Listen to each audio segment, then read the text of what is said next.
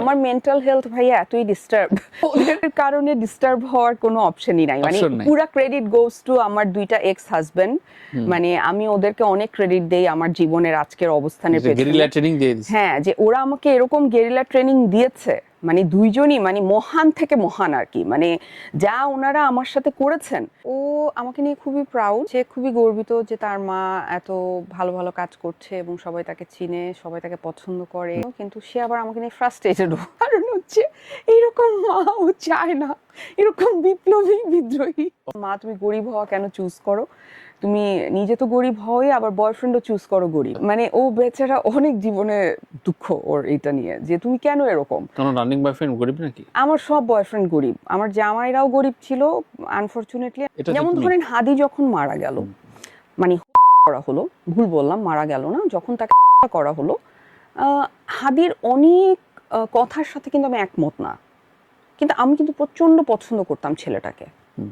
ওর honesty আমাকে অনেকভাবে inspire করেছে। আমি আরিফিন শুভর কথা দৃঢ় কণ্ঠে বলেছি, এখনো আবার বলছি, আরিফিন শুভ মুজিবে যেই অভিনয় করেছে, যে চেষ্টা করেছে, আমি ওকে সালাম জানাই যে এই ছেলেটা এত ডেডিকেটেড এবং এত হার্ডওয়ার্ক করেছে, কিন্তু তাকে ঠিক করে কাজে লাগাতে পারেনি, এটা ডিরেক্টরের ব্যর্থতা।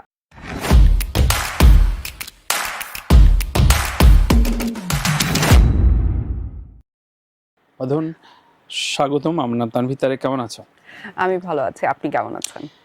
ভালো, আড্ডা দিতে ভালো লাগে। আমার মানে মেইল কলিগ আছে, পরিচিত জন আছে, যারা আমাকে বলে যে বাঁধন তোমার এই স্ট্যাটাসটা পড়ে অনেক ইন্সপায়ার্ড লাগছে, তোমার এই কথাটা শুনে আমি অনেক ইন্সপায়ার্ড। সো আমি এটা বিশ্বাস করি যে একদম এই যে কোনো বাধায় যে বাধা না, সবকিছুই পেরোনো যায়, এটা তোমার কোর্সটা কি? তোমার এই শক্তিটা কোত্থেকে পাও? আমার কাছে মনে হয় প্রথমত হচ্ছে নিজেকে চেনার যে জার্নিটার মধ্যে আমি ঢুকেছি, সেটা আমাকে এক ধরনের শক্তি দেয়। আমার মানে নিজেকে নতুন নতুন ভাবে আবিষ্কার করতে বা নিজেকে নতুন চ্যালেঞ্জের সম্মুখীন করতে। আরেকটা হচ্ছে যে আপনার সততা আপনাকে কিন্তু আরেক ধরনের পাওয়ার দিবে। এইটা আমার কাছে মনে হয় যে আমি ভীষণভাবে সৎ থাকার চেষ্টা করি। আমি আমার কাজের ব্যাপারে সৎ, আমি পার্সোনাল লাইফে অনেক সৎ, এবং সেই জায়গা থেকে আমার কাছে মনে হয় যে এটাও আমাকে অনেক পাওয়ারফুল করে। আমার সেক্ষেত্রে ধরো সততা এবং সৎ কথা বলার ক্ষেত্রে প্রচুর এনিমি তৈরি হয়। এনিমি ম্যানেজমেন্টটা কিভাবে এত কনসিয়াসলি ঠিকঠাক করে চলো, মানে হাসতে হাসতে? এইটা আসলে কে নিজের শত্রু মনে করছে, এটা তো তার একান্ত ব্যক্তিগত ব্যাপার। মানে তার ভাবনাটা, তার ভাবনা এটা এটা এখানে আমি তাকে কিন্তু কিছু করতে পারবো না। আমি হয়তো কষ্ট পেতে পারি, আমি হয়তো কান্না করতে পারি, বা আমি রেগে যেতে পারি। সবচাইতে যেটা আমরা মানে আমাদের এক্সপ্রেশন কি হয়, আমরা কেউ কিছু বললে বা কেউ কিছু আমাদেরকে নিয়ে করলে আমরা প্রথমত আমরা যেটা করি, আমরা রেগে যাই। তো তাতে কি হয়, তাতে ক্ষতিটা কিন্তু আসলে আমার হচ্ছে।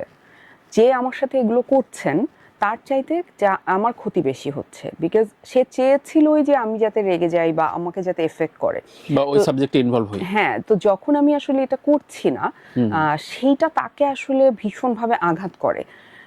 সেটা কিন্তু আমি যে খুব ভালো মানুষ, আমিও তো মানুষই, মানে আমি যে খুব ভালো এরকমও আমি বলছি না, যে আমি ফেরেশতা টাইপ, কাছাকাছি সাধু সন্ন্যাসী টাইপের। সো আমার চুপ থাকা বা আমার কোনো রিয়্যাক্ট না করা বা আমি ইনভলভ না হওয়াতে সে যেই পরিমাণে আঘাতপ্রাপ্ত হয়, সেইটা অনেক চমৎকার, এবং সেইটার স্বাদ যখন আপনি পাবেন, তখন আপনি এই আঘাতটা করতে খুব আনন্দ পাবেন। সো এইটা এক ধরনের, আমি বলবো যে খুব ভালো মানুষই না, কিন্তু আমার বেঁচে থাকার জন্য আমি আসলে এই স্ট্র্যাটেজিটা ফলো করি, যে আমি চুপ থেকে এবং আমি কোনো রিয়্যাক্ট না করাতে তাদের যেই কষ্টটা হয়, তাদের যে মানে রাগটা হয়, ক্ষোভটা হয়, সেইটা আমাকে আনন্দ দেয়। মানে ঝিনুক তুমি নীরবে সহ।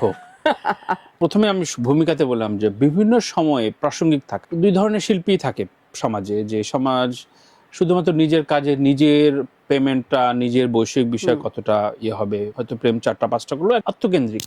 কিন্তু তুমি আসলে সবকিছুতে খুব ভোকাল।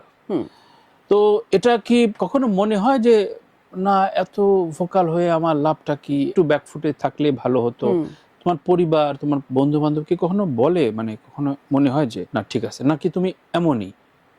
কি মনে হয় তোমার কাছে? আমার আশেপাশের মানুষ আমাকে নিয়ে কি বলে সেটা আমি আসলে খুব Bother বেশি করো না, হ্যাঁ। বদার করি না, কারণ আমি এটা বদার না করতে শিখেছি সময়ের সাথে। আমি এই শিক্ষাটা নিজেকে দিতে পেরেছি যে কে কি বলল সেটা দিয়ে আমার কর্ম বা আমার কথা নির্ধারিত হবে না।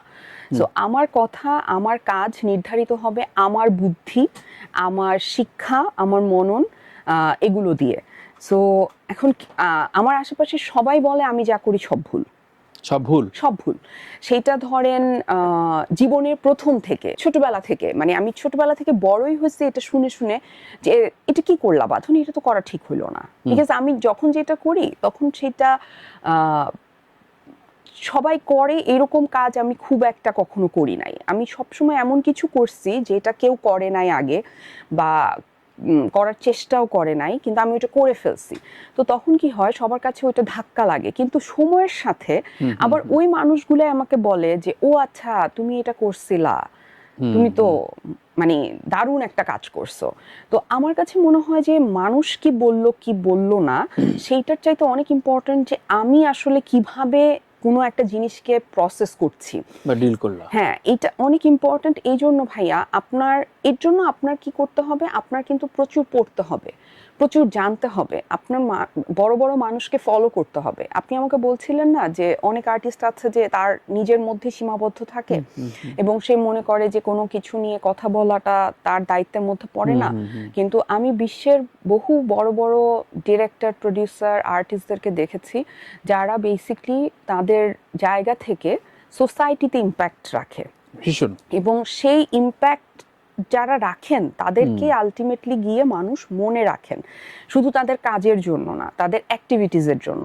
তো আমি আসলে তাদেরকে ফলো করি, আমার ভালো লাগে। আমার মনে হয় যে আমার একটা কথায় যদি কারো জীবনের মানে এতটুকুও পরিবর্তন হয় সেটাই আমার অ্যাচিভমেন্ট। আমার অ্যাচিভমেন্ট এত এত অ্যাওয়ার্ড বা এত এত ভালো কাজের চাইতে মানুষের জীবনে আমি যে ইম্প্যাক্ট রাখতে পারছি। আপনি যে প্রথমেই কথাটা বললেন, এরকম কথা আপনাকে আমি বললাম যে ছেলেরা তো বলে, মেয়েরা তো অসংখ্য বলে। মানে ধরেন আমি যেখানে যাই, আমি তো খুবই সাধারণ জীবনযাপন করি, আমি ধরেন নর্মালি বাইরে চলে যাই, পাবলিক ট্রান্সপোর্ট ইউজ করি, সো শপিংয়ে চলে যাচ্ছি, ঘুরতে চলে যাচ্ছি, সো আমার সবার সাথে দেখা হয়, আমার ইন্টারাক্ট হয় অনেক দর্শকের সাথে, এবং আমার কোনো বডিগার্ডও নাই। আচ্ছা, মানে পোশাকি স্টারডমের আড়ম্বরটা তুমি আমি ভাঙার চেষ্টা করেছি এবং সেটা আমি পেরেছি। আমার কাছে মনে হয় যে আমি ওটা ইচ্ছা করেই করেছি, এটা আমার ইন্টেনশনালি করা।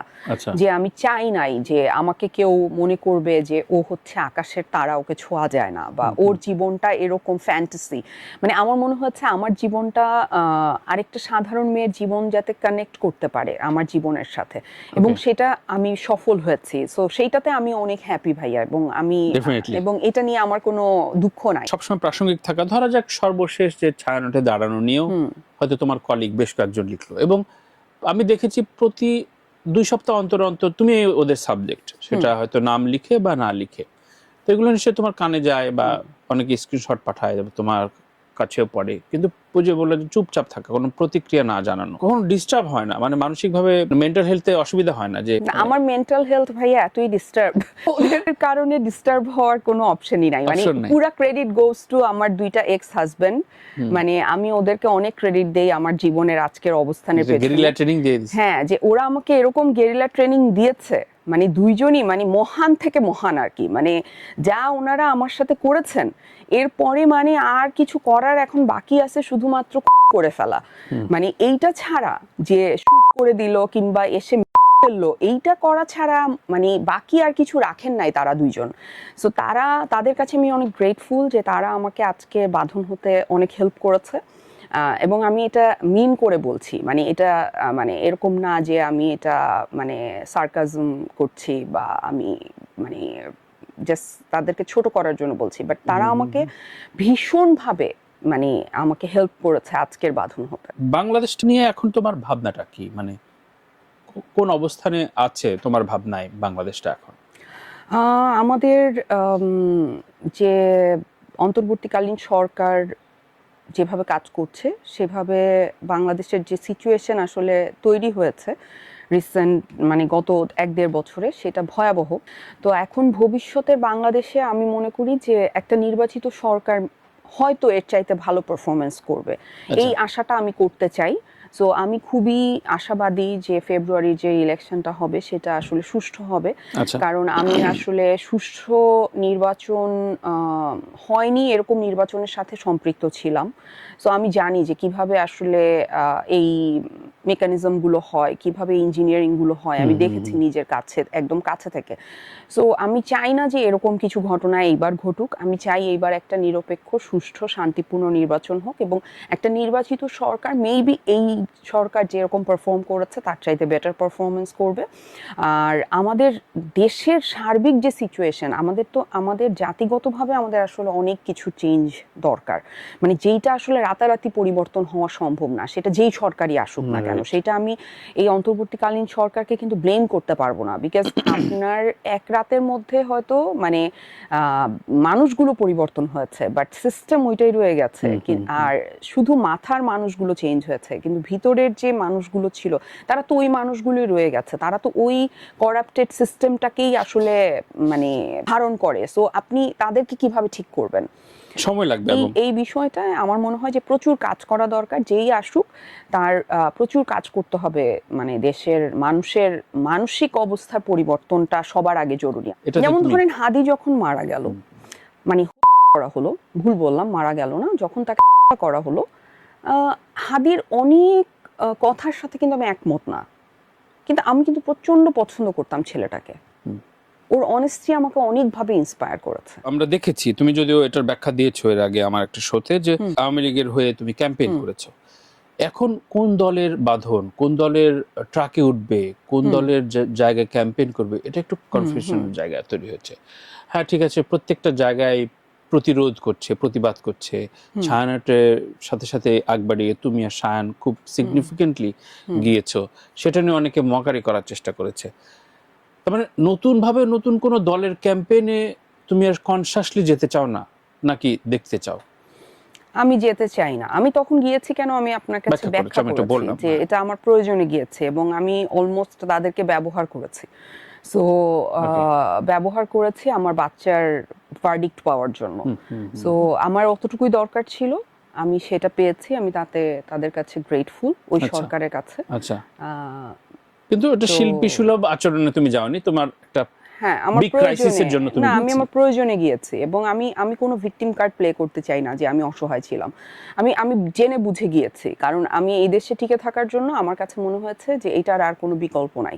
ওই সময় আমার কাছে আর কোনো অপশন ছিল না, তো আমার যেতে হয়েছে আর কি। আমরা যে সমাজে এখন বাস করি আফটার 5 অগাস্ট, সহনশীলতার জায়গায় পলিটিক্যাল সিনারি বাদ দিলাম, আমাদের যে শিল্প সংস্কৃতির যে মানুষগুলো সহনশীলতার জায়গায় এখন কোন পর্যায়ে আছে?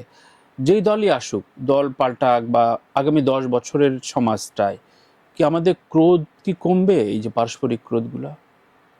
এটার জন্যই তো কাজটা করতে হবে। আমি তো আপনাকে বললামই যে আমাদের মন মানসিকতা পরিবর্তন আনাটা ভীষণ জরুরি। আমরা মানুষ হিসেবে আমরা ভীষণ আমাদের ভেতরে সহনশীলতা কমে গেছে অনেক, আমাদের ভেতরে বিদ্বেষ অনেক, আমরা অনেক বেশি প্রতিশোধ পরায়ণ, আমরা অনেক বেশি ধরেন প্রতিহিংসা পরায়ণ। সো আমরা এত পলিটিক্যাল কেন, কিভাবে হইলাম? না পলিটিক্যাল হওয়া তো খুবই ভালো কথা ভাইয়া, পলিটিক্যাল কনসিয়াস হওয়া খুবই ভালো। প্রত্যেকটা নাগরিকের পলিটিক্সের ব্যাপারে সচেতন হইতে হবে, তাকে কিন্তু প্রত্যেকটা নাগরিককে রাজনীতি দেশ নিয়ে চিন্তা করতে হবে, কিন্তু পলিটিক্যাল ব্যাড টুলস হয়ে যাচ্ছে। কিন্তু আমরা যেটা হয় যে আমরা দলকানা হয়ে যাই, আমরা অন্ধত্ব গ্রহণ করি, আমরা ধরেন একটা কাল্ট ফলো করার মতো করে একটা দলকে ফলো করার চেষ্টা করি, সেইটা খুব ডেঞ্জারাস। মানে সেইটা আমার ক্ষেত্রে কি হয়েছে, আমার বাবা ভাইয়ের সাথেও কিন্তু আমার বিভিন্ন জিনিসের দ্বিমত আছে। সো তাদেরকে কি আমি ভালোবাসি না? আমি তো তাদেরকে প্রচন্ড ভালোবাসি। সো কিন্তু তাদের সাথে আমার দ্বিমত আছে এবং তাদের অনেক কাজ আমার পছন্দ না, এবং সেটা আমি বলতে পারি, এইটাই তো হওয়ার কথা। এখন আমার বাবা ভাইয়েরও অনেক কিছু আমার অনেক কিছু তাদের ভালো লাগে না, তারাও কিন্তু আমাকে বলে যে তোমার এটা ভালো লাগে না, কিন্তু তাই বলে কি ওরা আমাকে ডিজোন করতেছে বা আমার উপরে কোনো মানে হিংসাত্মক আচরণ করতেছে বা এমন কিছু করতেছে যেটা আমার হার্ম হচ্ছে, এরকম করতেছে না তো, বিকজ আমরা একটা সাম্যাবস্থায় আছি। আমাদের আমাদের মতের অমিল আছে, আমাদের অনেক কিছুতে দ্বিমত আছে, বাট আমরা একটা সাম্যাবস্থায় আছি। সো আমাদের পরস্পরের সাথে পরস্পরের এইভাবেই থাকার কথা ছিল, যে আপনার আর আমার চিন্তা সব এক হবে না, আপনি একটা জিনিস ফলো করতেই পারেন, আপনার মনেই হইতে পারে যে এই মানুষটা ঠিক বলছে, কিন্তু তাই বলে আমি যদি তাকে পছন্দ না করি, তাই বলে আপনি কিন্তু আমাকে আঘাত করতে পারেন না, বা আপনি আমাকে কোনোভাবে ছোট করতে পারেন না। কিন্তু এইটা যে পারেন না, এই পারিবারিক শিক্ষাটা, এই প্রাতিষ্ঠানিক শিক্ষাটা বা এই স্বশিক্ষাটা আমাদের মধ্যে কমে গেছে অনেক। অনেকেই দেশের বাইরে চলে গেছে। অপ্রিয় প্রশ্ন করি, সেটা তুমিও এই সময়ে অনেক কাজ করছো, এখনকার প্রভাবটা খাটিয়ে বা কাজ পাচ্ছ, তোমার শরীরটা বলছে, এটা কতটুকু অন করছো? আমাকে আওয়ামী লীগের সময়ও সেম কথাটাই বলা হতো, কারণ আমি আপনাকে আমি একদম অনেস্টলি বলি, আমাকে যে পরিমাণে রেসপেক্ট আওয়ামী লীগের হাই অফিসিয়ালসরা দিয়েছেন, সেটা আমি কিন্তু সারা জীবন মনে রাখবো। তারা স্বৈরাচারী ছিল, তারা অন্যায় করেছে, জুলুম করেছে, এটা যেমন সত্য, তারা আমাকে, আজমেরী হক বাঁধনকে সেই পরিমাণে রেসপেক্ট দিয়েছে, এটাও সত্য। এবং এইটাই ওদের জন্য সবচাইতে বড় সমস্যা ছিল। বিকজ যেটা হতো যে ধরেন অনেকে অনেক কিছু করছে, জীবন দিয়ে দিচ্ছে, হ্যাঁ, নানান রকমের অ্যাক্টিভিটি করছে, নানান রকমের সংগঠন করছে, তাদেরকে এটা বোঝানোর চেষ্টা করছে যে আমরা তোমার জন্য কাজ করছি বা তোমাদের জন্য আমি কাজ করছি, কিন্তু আলটিমেটলি গিয়ে যখন মানে কোনো পদের কথা আসছে বা কোনো একটা ভালো পজিশনের কথা আসছে, তখন বাঁধনের কথা আসছে, তখন আজমেরী হক বাঁধনের নামটা আসছে। তো এটা তখন থেকেই কিন্তু তাদের একটা যন্ত্রণার কারণ ছিল, এটা ছিল। তো তারপরে ধরেন জুলাইয়ের অভ্যুত্থান হলো, অভ্যুত্থানের পরে অভ্যুত্থানের যারা ছিল সাথে, অভ্যুত্থানে তারা আমাকে আপন করে নিল, এটাও তাদের মনে হচ্ছে যে আচ্ছা আওয়ামী লীগও ওকে আপন করে নিল, আবার এখানে ও এই জুলাইয়ের অভ্যুত্থানের এরাও আপন করে নিল, এখন পরবর্তী যে সরকার আসবে সেই সরকারও যদি আমাকে আপন করে নেয়, তখন তাদের মনে হবে যে ও আচ্ছা এই মেয়েকে তো সবাই, ও সব জায়গায় আছে, হ্যাঁ। এবং আমাকে আরেকটা সুবিধাবাদী, ও আচ্ছা হ্যাঁ সুবিধাবাদী। সো আমার কাছে মনে হয় যে আমি কতটুকু সুবিধা নিয়েছি সেটা মানুষ বের করতে পারে। আমি আমার যে সুবিধা আমি নিয়েছি, আমি যেই কাজে ব্যবহার করেছি, ওই 2018-র যে সরকার ছিল তাদেরকে, সেটা আমি বলেছি। বাকি কি কি সুবিধা নিয়েছি সেটা তারা বের করতে পারে, বাট এই সুবিধাটা আমি নিয়েছি, এটা আমি স্বীকার করছি। এবং এটা কোনো ভালো সুবিধা না, এটা একটা অন্যায় সুবিধা আমি নিয়েছি। যদিও ধরেন এই রায়টা বাংলাদেশের না, সাবকন্টিনেন্টের ইতিহাসে একটা ঐতিহাসিক রায় ছিল, সো সেটা আমি নিয়েছি। তো এই তো। আর বাকি আমি জুলাইয়ের অভ্যুত্থানের পর ভাইয়া, আমি আপনাকে বলেছি, আপনার ওই শোতেও বলেছি, এখন তো আরো অনেক দিন চলে গেছে, আমাকে প্রচুর জায়গা থেকে অফার করা হয়েছে বিভিন্ন পদবিতে, কিন্তু আমি সম্মানের সাথে তাদেরকে আসলে না বলেছি। মুহূর্তে তুমি নেই, আমি ওইটাতে আমি কখনো ছিলাম না এটা বলবো না। আমি আওয়ামী লীগের সময় আমার একটা সময় মনে হতো যে যখন আমি আসলে অনেক সাফার করছিলাম, তখন আমার মনে হতো যে হয়তো আমি এই ধরনের কোনো একটা পার্লামেন্টের কোনো একটা পজিশনে চলে গেলে মেবি আমি আরেকটু বেটার থাকবো বাংলাদেশে টিকে থাকার জন্য। কিন্তু সময়ের সাথে আমি যেটা বুঝলাম, আমি খুব ক্লোজ ছিলাম তারানা হালিমের, আমি কিন্তু ওনাকে ভীষণ শ্রদ্ধা করি, এখনো আমি তাকে খুবই পছন্দ করি। উনি আমার সাথে যোগাযোগ বন্ধ করে দিয়েছেন, কিন্তু আমি এখনো বলবো যে আমার খুব কয়েকজন কাছের মানুষ আছেন যাদেরকে আমি শ্রদ্ধা করি, তার মধ্যে তারানা হালিম একজন। সো আমি তাকে খুব কাছে থেকে দেখেছি সাফার করতে। তো তখন আমার মনে হয়েছে যে উনি পারছেন না এই জিনিসটাকে হ্যান্ডেল করতে, আর আমার মতো এইরকম মানে মেয়ে আসলে আমি আসলে এইটার জন্য আমার জন্ম হয় নাই। সো আমি তো উইথ টাইম রেহানার পর আমাকে আবিষ্কার করতে শুরু করেছি ভাইয়া, আমি আপনাকে বারবার বলেছি, এটা কিন্তু আমি সব জায়গায় বলি যে রেহানার পর আমি নিজেকে আবিষ্কার করেছি। সো সেই আবিষ্কারের মধ্যে আমি আর এই জিনিসটাও আবিষ্কার করেছি যে আমার পক্ষে আসলে কারো আন্ডারে থেকে কিছু করা সম্ভব না। আমি খুবই স্বাধীন চেতা একটা মানুষ, মানে আমাকে কেউ কিছু বলে দিলে মানে আমি ওইটা একদম নিতে পারি না। আমি আপনার সাজেশন নিব, ধরেন আমার উপদেষ্টা আছে এরকম, আপনি খুবই করবেন, বুঝছেন, আমি এরকম বলি যে আমার উপদেষ্টারা খুব ভালো, হ্যাঁ। তো আমার এরকম উপদেষ্টা আছে কয়েকজন, তাদের সাথে আমার প্রত্যেকদিন কথা হয় এরকম না, বছরে একবারও যদি আমার কোনো প্রয়োজন হয় যে আমার এখন এই ব্যাপারে একটা সাজেশন লাগবে, আমি তাদেরকে ফোন দিই। ফোন দিয়ে আমি তাদেরকে জিজ্ঞেস করি যে আমার এই ব্যাপারে কি করা উচিত। তো তারা কিন্তু আমাকে যা বলেন আমি যে তাই ফলো করি তা না, কিন্তু বলতে পারবে, ডিকটেট করতে পারবে, কিন্তু তারা আমাকে বলতে পারে যে আচ্ছা বাঁধন এটা হইতে পারে, কিন্তু আমি কিন্তু ওই সাজেশনটা নেয়ার জন্য ওপেন।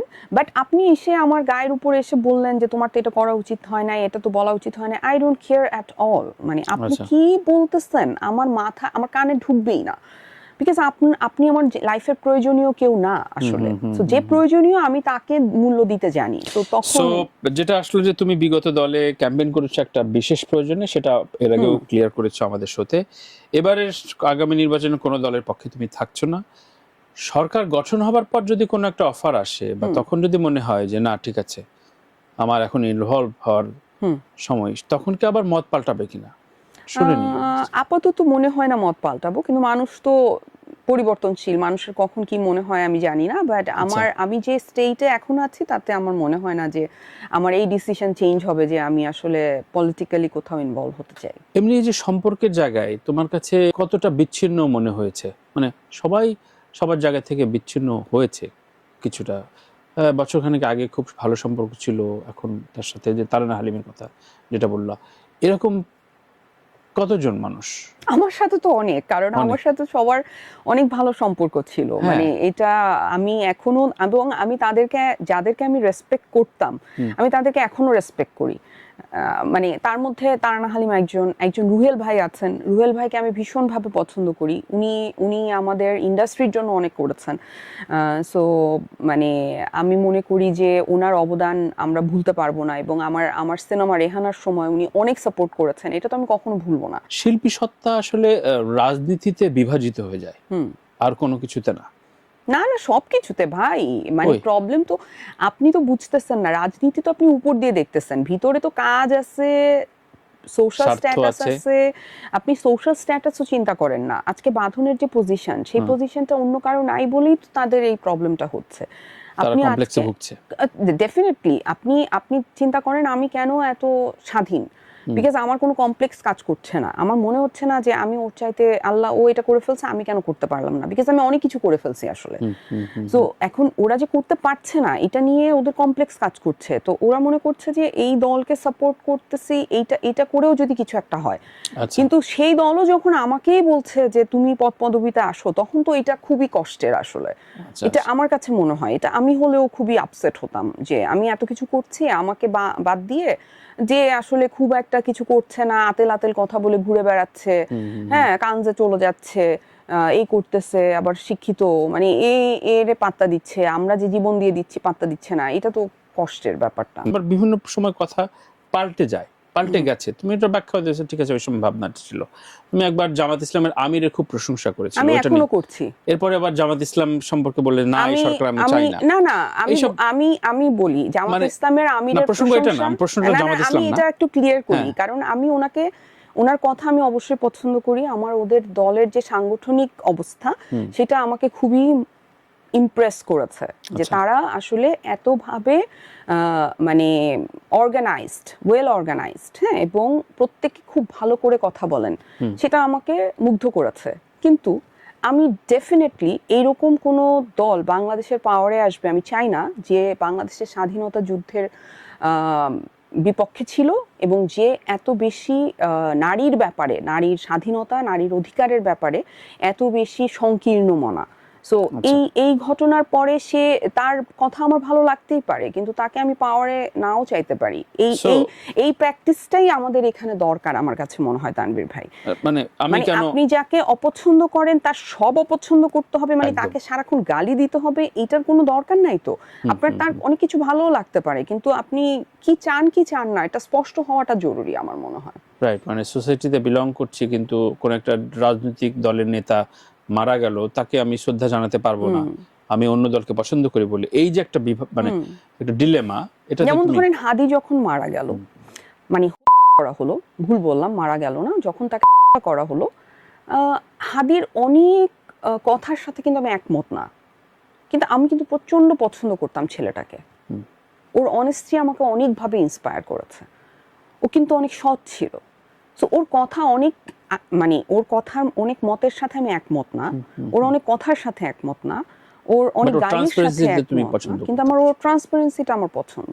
তো আমি কেন এটা বলবো না? আমি কেন একটা বাংলাদেশের নাগরিক যে দিনে দুপুরে গুলিবিদ্ধ হয়ে মানে মারা গেল, আমি কেন তার জন্য প্রতিবাদ করতে পারবো না? আমার কেন তার সব কথার সাথে অ্যাগ্রি করতে হবে এই প্রতিবাদটা করার জন্য? এটার জন্য তো আমার তার সব কথার সাথে অ্যাগ্রি করার দরকার নাই, বা প্রতিবাদের জন্য দলেও কোনো ব্র্যাকেট বন্দিও না দরকার নাই। তো উৎসব দেখার পর আমার মেয়ে আমাকে বলছে যে তোমার আসলে এরকম সিনেমা করা উচিত, কারণ হচ্ছে তুমি সবসময় এরকম ডার্ক ক্যারেক্টার গুলো করো আর সারাক্ষণ বাসায় এরকম দুঃখী দুঃখী হয়ে ঘুরে বেড়াও, তো এগুলা করা যাবে না, তুমি এখন মজার মজার ক্যারেক্টার করবা। তো বাঁধন ধুমায় কাজ করছো, কাজ তো কম্পারেটিভলি কম হচ্ছে অন্যান্য সময়ের তুলনায়। আপডেট একটু যদি জানতে চাই, রুবায়েত হোসেনের একটা কাজ শেষ হলো, তানিম নূরের একটা কাজ হলো, কেমন এক্সপিরিয়েন্স গুলো কেমন? আসলে গত 1-1.5 বছর তো কাজ খুবই কম ছিল, আমারও কম ছিল।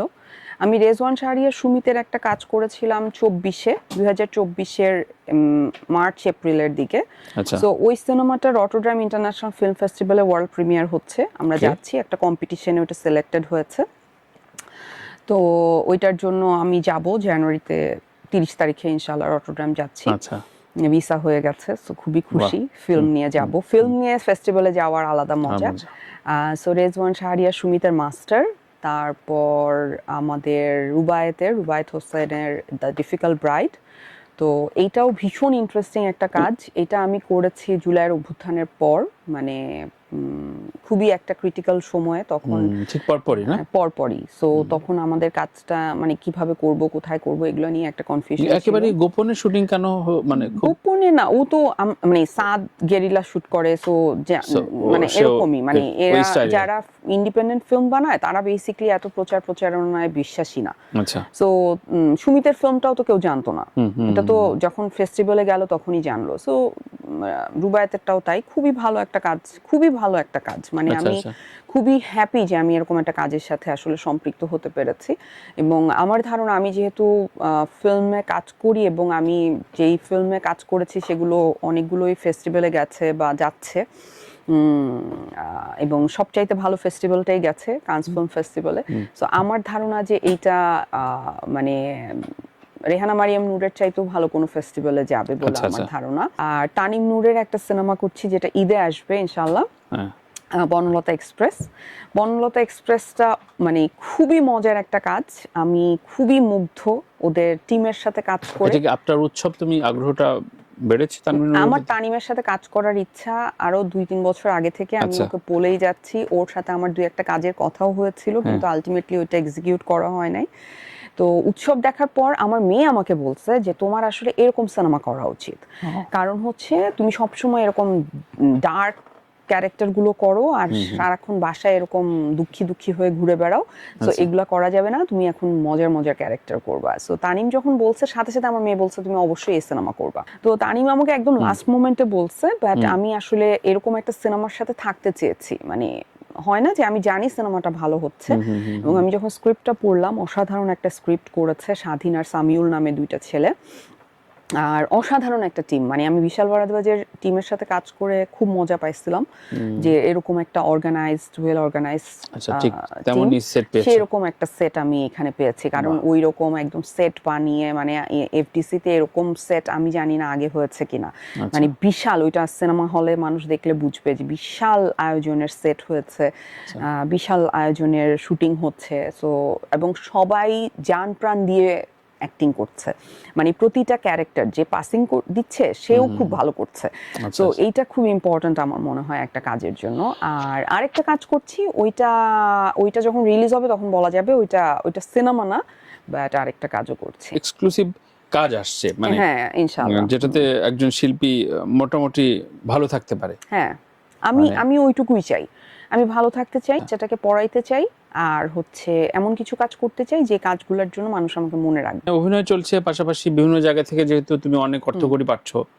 না পেয়েছি অলরেডি, প্রচুর 200 কোটি 100 কোটি টাকা পাচ্ছ, ভালোই তো আছে। আপনি 200 থেকে 100 তে নেমে আসেন কিভাবে? বিভিন্ন অঙ্ক লাগে তো। 100 আপনি 100 কোটি টাকার পার্থক্য আপনি এভাবে বলতে পারেন না। মানে আপনাদের টাকা পয়সা নাই বলে, আপনাদের কোনো টাকা পয়সা নিয়ে কোনো আইডিয়াই নাই। সত্যি 200 100 এগুলো সত্যি কোটি তাও আবার। তো ভালো, নিশ্চয়ই এগুলা আর্থিক দিক দিয়ে, শিল্পী সত্তার দিক দিয়ে খুবই ভালো। তো ঈর্ষা করবে না কেন তোমাকে, তাই না? এখন আরেকটা অপ্রিয় প্রশ্ন না, এটা প্রাসঙ্গিক প্রশ্ন, যে ভারতের সাথে তোমার একটা গুড রিলেশন তৈরি হয়েছিল, এবং আফটার জুলাই বিপ্লব তোমার একটা ডিজাস্টার গেছে এই সম্পর্কের ক্ষেত্রে, এবং ক্যারিয়ারে একটা বড় ধরনের বলবো অবস্টাকল তৈরি হয়েছে, যেটা অনেক দূর যেতে পারতো। অনেকেই তোমাকে বলেছে বাঁধন অনেক দূর যেতে পারতো, বলিউড হলিউড ফাটা ফেলতে পারতো, কিন্তু ও এসব মাঠে নেমে শেষ করে দিল। বিশাল ভারদ্বাজের কাজের পরে সত্যিকার অর্থে তো ওই হাইপটা তৈরি হয়েছিল। এরপরে তুমি মিডিয়াতে কথা বললা অ্যাজ অ্যান অ্যাক্টিভিস্ট হিসাবে, তেজি অ্যাক্টিভিস্ট হিসাবে বাংলাদেশ নিয়ে কথা বললা। আসলে সম্পর্কটা কেমন? অনেক কিছু কাটেল হয়েছে তোমার সাথে, সত্যিকারে বলো, মানে খুব পোশাকি উত্তর চাই না, সত্যিকার অর্থে কেমন কি অবস্থা? যখন আমার দেশের প্রসঙ্গ আসবে, বাংলাদেশের প্রসঙ্গ আসবে, তখন আমার দেশ তো সবার আগে থাকবে, সেটা যে কোনো কিছুর প্রশ্নেই হোক না কেন। সো সেটার জন্য আমার ফিউচার কি হবে বা প্রেজেন্ট কি হবে সেটা ভাবার চাইতে অনেক ইম্পর্ট্যান্ট যে আমি আমার দেশকে কিভাবে আসলে ধারণ করছি। তো ওই মুহূর্তে আমার জন্য ওই সিদ্ধান্ত নেওয়াটা খুবই জরুরি ছিল যে আমি আসলে বাংলাদেশের পক্ষে দাঁড়াবো এবং বাংলাদেশের জন্যই কথা বলবো। আর আমি বিশাল ভারদ্বাজের শুটিং করে আসার পর থেকেই, এটা জুলাই অভ্যুত্থানেরও অনেক আগে, প্রায় 1.5 বছর 2 বছর আগে থেকেই ওরা আমাকে ভিসা দিচ্ছিল না ইন্ডিয়া থেকে। ইন্ডিয়া ওরা আমাকে ব্ল্যাকলিস্ট করে রেখেছিল। ওরা বলেছে যে আমার ভিপি নূরের সাথে একটা ছবি ছিল, সো নূরের সাথে ছবিটা থাকার জন্য ওরা আমাকে ডেকে নিয়ে ইন্টারভিউ করেছে এবং বলেছে যে ও অ্যান্টি ইন্ডিয়ান গভর্নমেন্ট, সো ওর সাথে আমার মুভমেন্টের কোনো একটা মানে ব্যাপার আছে। সো এই জন্য কিন্তু আমি আসলে প্রায় 2 বছর থেকেই আমি ভিসা পাচ্ছিলাম না, এবং আমাদের ইন্ডাস্ট্রির একজন অ্যাক্ট্রেস আমার নামে নানান রকমের বিচিং করেছে হাই কমিশনে গিয়ে। সো সেটাও আমি জানতে পেরেছি, কারণ আমি অনেক লবিং করেছিলাম। মানে এই যে আচ্ছা আরেকটা ব্যবহার করেছি, সেটা হচ্ছে যে ভিসা পাওয়ার জন্য প্রচুর লবিং করেছিলাম। মানে ওরা পাগল হয়ে গেছে। ওরা বলছে যে আপনি কয়জনকে দিয়ে বলাবেন, আপনারা আমাকে ভিসা দিবেন না কেন? আমি ওই দেশে কেন যাইতে পারবো না? আমার কাজ আপনি নষ্ট করতেছেন, আপনারা আমাকে ভিসা দিবেন না কেন? ভ্যালিড একটা রিজন দেখান, এই কারণে আপনারা আমাকে ভিসা দিবেন না। সো আমি তো 100 জনকে দিয়ে বলাইছি। সো আমাকে ডাকছে, ডেকে আমাকে 1 মাসের একটা সিঙ্গেল এন্ট্রি ভিসা দিছিল। আমি 1 মাসের জন্য একটা সিঙ্গেল এন্ট্রি ভিসা পাইছিলাম। তো সেই সময় আমি গিয়ে কিছু মিটিং করে আসছিলাম, কিন্তু বাকি পরে আমার যেহেতু আর ভিসা হয় নাই বলে আমার আসলে অনেক কাজ আমার মানে কতগুলো কাজ করতে পারতা? আমার 4-5টা তো একদম খুব ভালো প্রজেক্ট করা যেত। আচ্ছা, তার মানে অনেক ভালো প্রজেক্ট, নট মানে এমনি এদিক সেদিক ছোটখাটো প্রজেক্ট এরকম না। তার মানে বেশ স্যাক্রিফাইস গিয়েছে। স্যাক্রিফাইস না, আমি বলবো যে হ্যাঁ আমি সাফার করেছি, বাট ইটস ওকে। আমার মানে আমি তো বললামই যে যদি এইটার কারণ মানে এরকম হয় যে আমি আমার দেশের পক্ষে দাঁড়িয়েছি বলে আমি কাজ পাচ্ছি না, সেটা যদি হয় ডেফিনেটলি সেই কাজের আমার দরকার নাই। কিন্তু আমি আপনার সাথে একবার বলে গেছি যে আপনি তানভীর ভাই দেখবেন যে যখন ইন্ডিয়ার সাথে ভিসা সমস্যাটা শেষ হয়ে যাবে বা আমাদের আবার ইন্টারাকশন শুরু হবে, তখন সবচেয়ে বেশি কাজ আমিই করব। হ্যাঁ, এটা বলেছো। তো আমি এখনো তাই বলছি, বিকজ আমি এটাও কি তোমার শত্রু এনিমি দ্বারা প্রকল্পিত কিনা? তখন ছিল ডেফিনেটলি। এখন ধরেন অনেকে বলতে পারে যে ও কেন বাংলাদেশের ফরে কথা বললো, কিন্তু আমি মনে করি যে যদি কোনো দেশ নিজের সার্বভৌমত্ব এবং নিজের দেশকে ভালোবাসে, তাহলে সে বুঝবে অন্য আরেকটা দেশের নাগরিকের দেশপ্রেম কেমন হওয়া উচিত। তো সে সেটাকে সম্মানই দিবে, সে সেটাকে অসম্মান করবে না। মানে যে ধরেন এই দেশের নাগরিক হয়ে নিজের দেশকে গালিগালাজ করতেছে, অন্য দেশকে ভালো বলতেছে, সে যে আরেক দেশে সেই দেশের নাগরিক হয়ে সেই দেশকে ভালো বলবে, এই যারা স্বপ্ন দেখে তারা তো আসলে বোকা। এবং আমার তাদেরকে বোকা মনে হয় না। আমি মনে করি না যে ইন্ডিয়ানরা বোকা, তারা ভীষণই বুদ্ধিমান, এবং আমি মনে করি যে আমার ভবিষ্যতে আমার অনেক কাজ হবে ওখানে। তার মানে তোমার ভিসা নিয়েও তোমার কলিগরা ব্যাক ব্যাটিং করেছে? হ্যাঁ। কি ভয়ঙ্কর ব্যাপার। আর একটা আপনি প্রশ্ন করি, সেটা হচ্ছে গত ঈদে তোমার প্রভাব খাটে তোমার ছবি ভালো স্ক্রিনিং পেয়েছে সিনেপ্লেক্সে, কিন্তু নীলচক্র ভোরবেলা সকালবেলা 1800-2000 টাকার টিকিটে পেয়েছে। নীলচক্র টিম এটা কয়েক জায়গায় বলেছে। তোমার কনসাস নাও থাকার কথা, যেহেতু তুমি হয়তো ডিস্ট্রিবিউশনের খবর কেন নিবা, তাই না? কিন্তু এ ধরনের ঘটনা কি ঘটেছে আদৌ? মানে যে বাঁধন আছে, বাঁধন বিপ্লবী বাঁধনের ছবি, সুতরাং এটা ভালো পজিশন দেওয়া লাগবে। নীলচক্র আরিফিন শুভর ছবি, না, একটা ভরে আমার পাঠাও, মনে সকালে হয় না পাঠাও। এরকম কিছু হচ্ছে, বরং নীলচক্র অনেক, আমি মনে করি যে অনেক সাপোর্ট পেয়েছে সিনেপ্লেক্স থেকে। সিনেপ্লেক্সের কাছে আসলে আমাদের অনেক কিছুতে গ্রেটফুল থাকা উচিত আমি মনে করি, বিকজ সিনেপ্লেক্সে আমাদের সিনেমাগুলো যেভাবে চলে, মানে সব সিনেমা তো উৎসব না, সব সিনেমা কিন্তু সাকিব খানের সিনেমা না। আমাদের যেই বাকি সিনেমাগুলো যেভাবে চলে, ধরেন অডিয়েন্স থাকে 4-5 জন, বা ধরেন ম্যাক্সিমাম 10 জন, তো তারপরে দেখো এক সপ্তাহ তারপরও এক দিয়ে দিস। সপ্তাহ এই সিনেমাটা চালায়, তাদের হলের যে খরচ সেটাই তো উঠে না। তো True. সেইখানে তারা যে আমাদেরকে এই সাপোর্টটা করে, এটার জন্য তাদের কাছে গ্রেটফুল থাকা দরকার। সো আমাদের যতটুকু হল দিয়েছে ততটুকুতেই আমি স্যাটিসফাইড, বিকজ ওইটাতেই তো দর্শক ঠিক করে আসছে না। এখন ধরেন আমি মনে করছি যে আল্লাহ আরো হল পাইলে বুঝি আমি আরো ভালো করতাম, সেটা তো হবে না। আপনার হল তখনই দেয়া হবে, উৎসবের হল বাড়ানো হয়েছে না, পরে প্রথমে যে কটা হল দেয়া হয়েছে, পরে উৎসবকে তো ডেকে নিয়ে হল দেয়া হয়েছে যে আসেন আপনারা সিনেমা চালান। তো এইটা তো ডিপেন্ড করে আপনার কাজের উপর। সো সিনেপ্লেক্সের সাথে আলাদা খাতির বলে যে সিনেপ্লেক্স আমাদেরকে আলাদা কিছু করেছে এরকম না। তবে আমি সিনেপ্লেক্সের কাছে, রুহেল ভাইয়ের কাছে ডেফিনেটলি গ্রেটফুল, কারণ সে রেহানার সময় আমাদেরকে ভীষণ সাপোর্ট দিয়েছে, আমার মানে এশা মার্ডারের সময় আমাদেরকে ভীষণ সাপোর্ট দিয়েছে। মানে তোমার অবর্তমানে তোমাকে প্রোডাকশন বিক্রি করেনি তো, এটা বাঁধনের ছবি।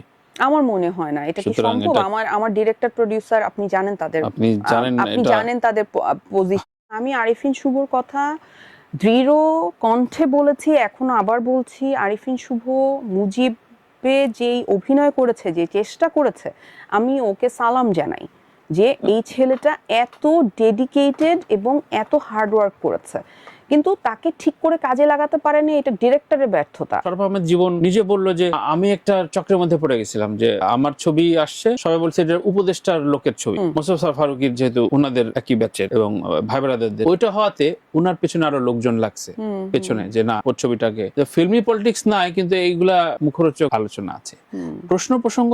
এটা আমার খুব জানার ইচ্ছা, আমি কয়েক জায়গায় কয়েকটা ফোরামে বলছি, ইনক্লুসিভ নির্বাচন বলছি রাজনীতিবিদদের, কিন্তু আমাদের সমাজে সাংস্কৃতিক জগতে সত্যিকার অর্থে ইনক্লুসিভ সম্পর্ক কি তৈরি হবে? কেন পারবে না?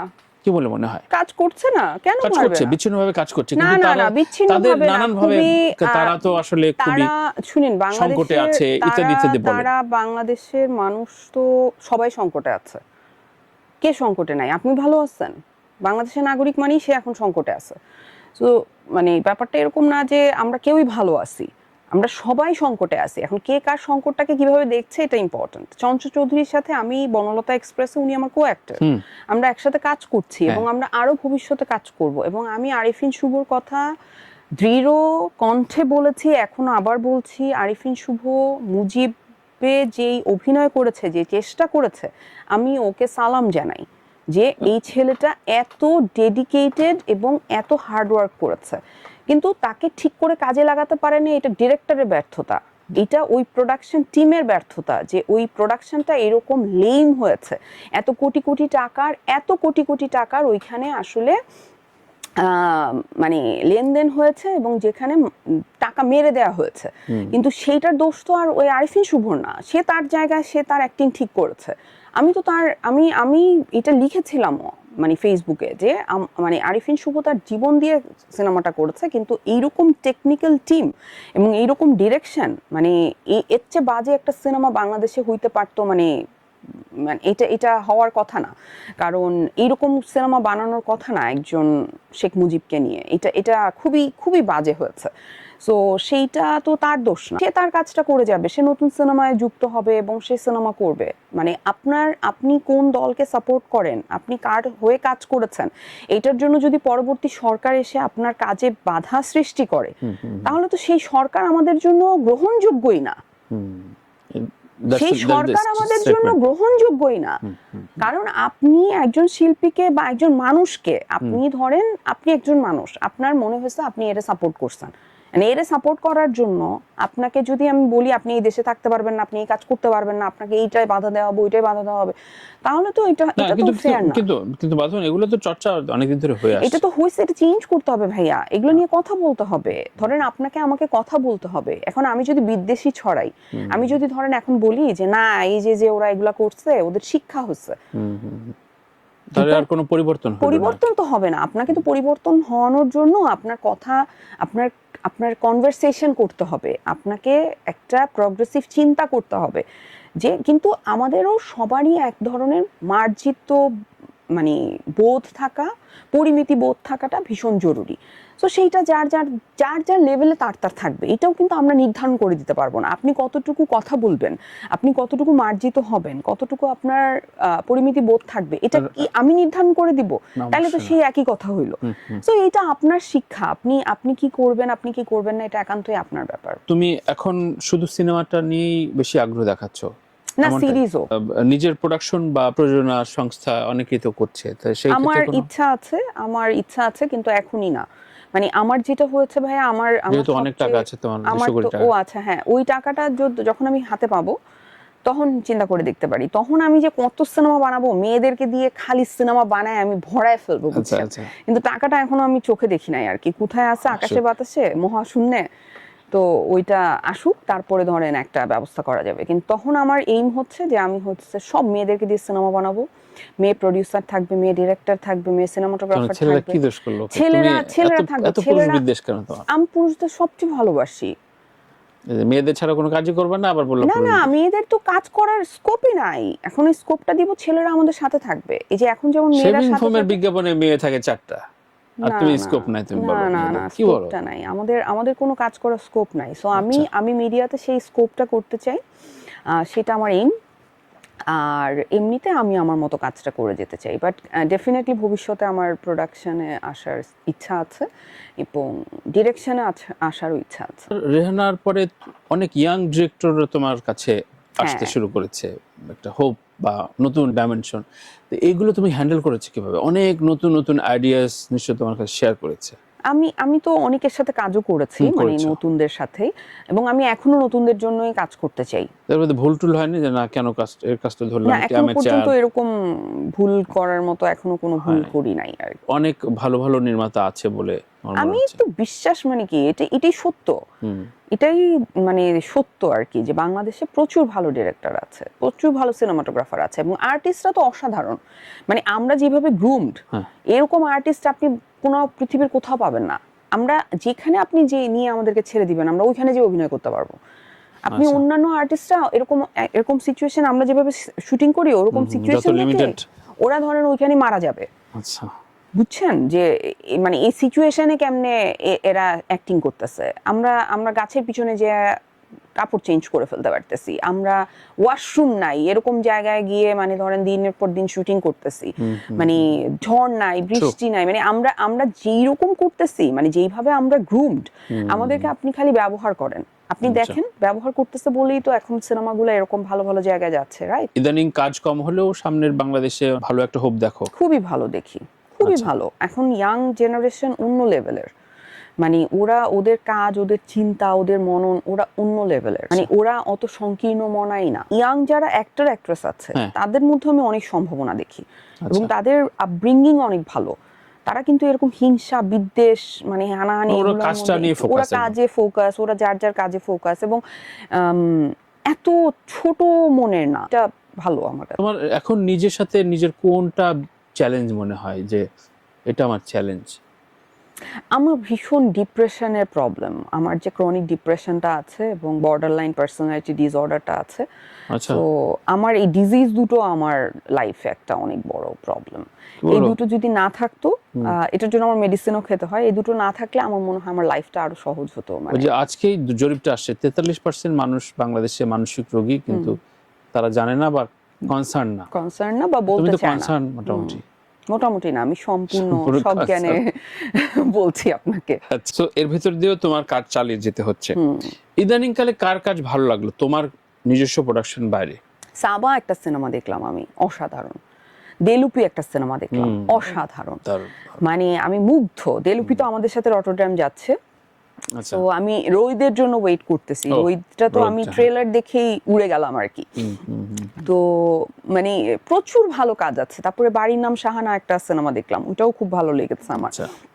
তবে সাবা অসাধারণ, মেহজাবিন অসাধারণ অভিনয় করেছে, রোকেয়া প্রাচী আপু অসাধারণ অভিনয় করেছে, আর মনোয়ার ভাই তো মনোয়ার ভাই। মানে আমাকে যদি কেউ জিজ্ঞেস করে যে কোন হিরোর সাথে আমি স্ক্রিন শেয়ার করতে চাই, আমি বেসিক্যালি মোস্তফা মনোয়ারের সাথে স্ক্রিন শেয়ার। আচ্ছা, এই যে ধরো রোকেয়া প্রাচী ভিন্ন মতের, বলেও তুমি তার অভিনয় শিল্পসত্তাকে ভীষণভাবে প্রেজ করলা, খুব কনসিয়াসলি তুমি সবসময় করলাম, করো। হ্যাঁ। এটা নিশ্চয়ই তুমি প্রত্যাশাও করো অপর পক্ষ থেকে, সবার প্রত্যাশা কাছ করি, বাট আমি সবার কাছ মনে থেকে। করি না বাংলাদেশের মানুষ এতটা উদারপন্থী, এতটা স্বশিক্ষিত। এটুকু হওয়ার জন্য উদার হওয়ার দরকার নাই। না। এটুকু হওয়ার জন্য আপনি জাস্ট একটু মানে জাস্ট একটু আপনার ব্রেইনটাকে কাজে লাগালেই হয় আর কি, আমার মনে হয়। এটা অসহায়ত্ব লাগে না? ধরো শিল্পী, লেখক, সৃজনশীল মানুষরা তো সবচেয়ে মেধাটা এলিট, তাই না? তো তোমরা যখন এত সংকীর্ণ মানের পরিচয় দাও, তো সাধারণ মানুষরা কেওয়াজ করবে না, মারামারি করবে না কেন? হ্যাঁ, এটা তো পলিটিশিয়ানদের জন্য প্রযোজ্য। ওরাই এত ছোট লোকই করে যে ওদেরকে দেখেই তো আমরা শিখি। তো আমরা তো আর এদের বাইরে না, আমাদের তো সবাই সবার সাথে সম্পৃক্ত, সবাই সবার সাথে কানেক্টেড। যে আমরা যখন দেখি পলিটিশিয়ানরা একজন আরেকজনকে এরকম কাদা ছোড়াছুড়ি করতেছে, তো আর্টিস্টরা বেটার হওয়ার কথা ছিল। ডেফিনেটলি আর্টিস্টদের এরকম হওয়ার কথা ছিল না, কিন্তু হয়ে গেছে আনফরচুনেটলি। আর্টিস্টরা হবে হচ্ছে সমাজের প্রতিবিম্ব, যেখানে দেখবে যে মানুষ, ও আচ্ছা এইরকম মানুষ হইতে হবে বা এইরকম মানুষ হওয়া যায়, সেটা না হয়ে মানে ওরা। এটা কি কখনো মনে হয় যে রাজনীতির পাশাপাশি তোমাদের নেতৃত্বের একটা সংকট, শিল্প সমাজের নেতৃত্বের একটা বিভেদ বা বিভাজন ছিল বলে? নেতৃত্বে যারা ছিলেন তারা তো সমান অনেক শিক্ষিত ছিল। মানে আমার কাছে মনে হয় কি, মানে মাঝখানের সময়টা আমরা খুবই বেশি তেলবাজিতে বিজি হয়ে গেছিলাম। সো এইটা একটা মানে অবক্ষয়ের কারণ হতে পারে।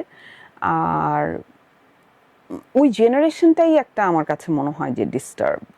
এখন জেনারেশন ইজ গুড, ঠিকঠাক আছে বলছো, বেটার, যে এরা তো অত রাজনীতি পুরো খায় না বা নিজের কাজের মধ্যে থাকতে চায়। রাজনীতি মানে ওরা সচেতন, মানে ওরা কিন্তু পলিটিক্যালি খুবই অ্যাওয়্যার, কিন্তু রাজনীতিতে অচেতন না, হ্যাঁ, বা অন্ধ না, দলকানা না। শিল্পীদের আসলে রাজনৈতিক অবস্থান, এই যে এতগুলো শিক্ষা, এই যে দেখা জীবন, এই যে ক্রোধ, এখন আসলে শিল্পীদের রাজনৈতিক অবস্থান কেমন হওয়া উচিত? আমরা তো দেখলাম যে অনেকে ম্যান্ডেট নিতে গেল, তুমিও কারণে অকারণে ট্রাকে উঠলা, টাকা পয়সা নিলা, সুবিধা নিলা। নেক্সট বাংলাদেশের জন্য শিল্পীদের কিন্তু কোনো টাকা দিয়ে আমাদেরকে ট্রাকে উঠায় নাই। এটা ফর ইওর কাইন্ড লোকজন বলে তুমি টাকা নিছো, টাকা না নিয়ে গেলে তো ভালো। খালি সারাক্ষণ টাকা, আওয়ামী লীগ টাকা দিচ্ছে, জুলাইয়ের এরা টাকা দিচ্ছে, এখন বিএনপি টাকা দিচ্ছে, তারপরে মানে এত টাকা দিয়ে আমি করব, কোথায় আছে ভাই টাকাগুলো? প্লিজ আমাকে একটু দেন ভাই, টাকাগুলো আমাকে দেন। মানে ভাই রে ভাই। আচ্ছা, তো সুবিধা নেয়া না নেয়া, আপনার প্রশ্নটা কি ছিল? প্রশ্ন হচ্ছে শিল্পীদের রাজনৈতিক অবস্থানটা কোন পর্যায়ে থাকা উচিত? একজন নাগরিক হিসেবে সে যে কোনো দলকে সাপোর্ট করতে পারে এবং সে সেইটা প্রকাশ্যেই করতে পারে। সেটা নিয়ে তার কোনো রকমের হেজিটেশন থাকা বা তারকে হীনমন্যতায় ভোগার কোনো কারণ নাই। এবং সেই অবস্থানের কারণে তার অবশ্যই তার নিরাপত্তা, তার কর্মক্ষেত্র কোনো কিছুই ঝুঁকিতে পড়বে না, আমি মনে করি। এইটাই হওয়া উচিত দেশে একজন নাগরিক হিসেবে। একজন শিল্পীর মানে রাজনৈতিক অবস্থান নেয়ার পর, পলিটিক্যাল কোনো একটা মানে স্টেপ নেওয়ার পর তার অবস্থান হওয়া উচিত এরকম যে তার নিরাপত্তা এবং তার কর্মক্ষেত্র কোনোভাবে ঝুঁকিতে পড়বে না, সে যদি এরকম কোনো স্ট্যান্ড নেয়। আমার লাইফে ইনফ্লুয়েন্স করেছে শেখ হাসিনা, ঠিক আছে? সো আমার মাঝে আমার মনে হয়েছে যে আমি শেখ হাসিনা না হয়ে যাই কখনো। মোটামুটি সত্য বলো তো? না, সত্য বলি, বলার চেষ্টা করি, আর যেটা বলতে পারি না সেটা বলি না। আচ্ছা আচ্ছা, এখন তোমার ভয়টা কিসের? বাঁধনের ভয় কিসে? ফেয়ার ফ্যাক্টর কি?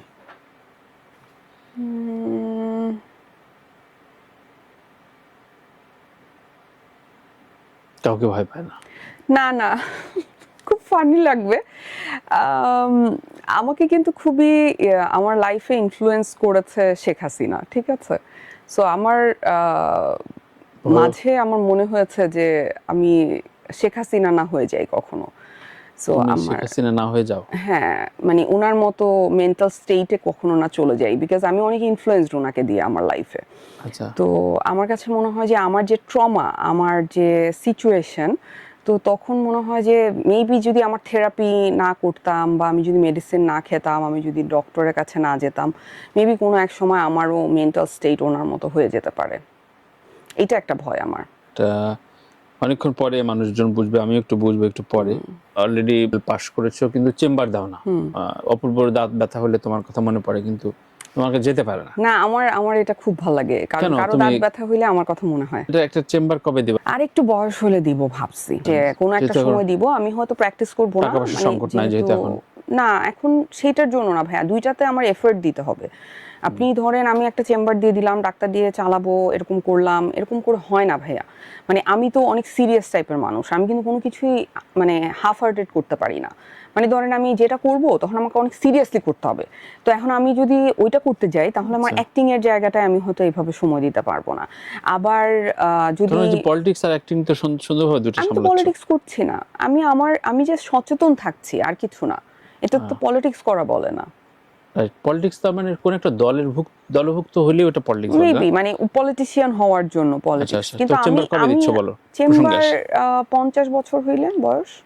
50 বছর হলে? হ্যাঁ, আমার এখন 43, তো 7-8 বছর পর ইনশাআল্লাহ। অকপট বলে দিলা। সো তোমার কোনো দ্বৈত সত্তা কাজ করে কিনা তোমার ভিতরে কখনো, এবং সেই সত্তাটা কিভাবে ডিস্টার্বিং না হেল্পিং তো থাকে নাকি প্রত্যেকটা মানুষ মানে শিল্পী জীবনে? করে নিশ্চয়ই। আমি এটা নিয়ে মানে তোমার সিদ্ধান্তে কোনো সময় কনফিউশন হয় না? না, এটা হয় না। হয় না? আমি খুবই স্ট্রেইট। ওইটাই জানতে চাচ্ছি। কিন্তু আমি খুবই আবেগপ্রবণ, মানে আমি ইম্পালসিভ, তো আমি যে কোনো সিদ্ধান্ত খুব হুট করে নেই, এটা সত্যি। আচ্ছা। কিন্তু আমি মানুষের বুদ্ধিতে সিদ্ধান্ত নেই না। আমি যে সিদ্ধান্ত নেই আমি নিজে নেই, এবং ভুল হইলে সেটা আমার ভুল।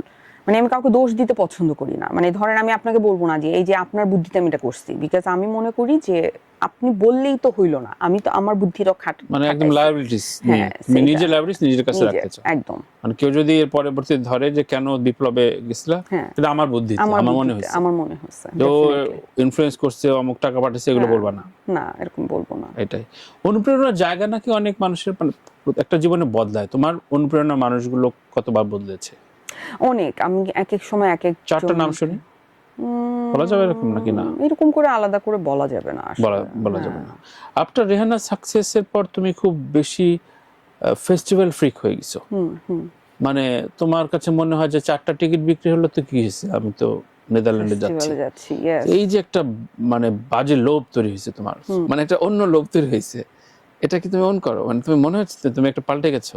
আমার ফেস্টিভ্যালে যাওয়ার লোভ হয়েছে, এটা সত্যি না, এটা মিথ্যা না। না। আবার আমি ধরেন বনলতা এক্সপ্রেসের মতো সিনেমা করতেও লোভী, আবার এশা মার্ডারের মতো নর্মাল সিনেমা করতেও লোভী।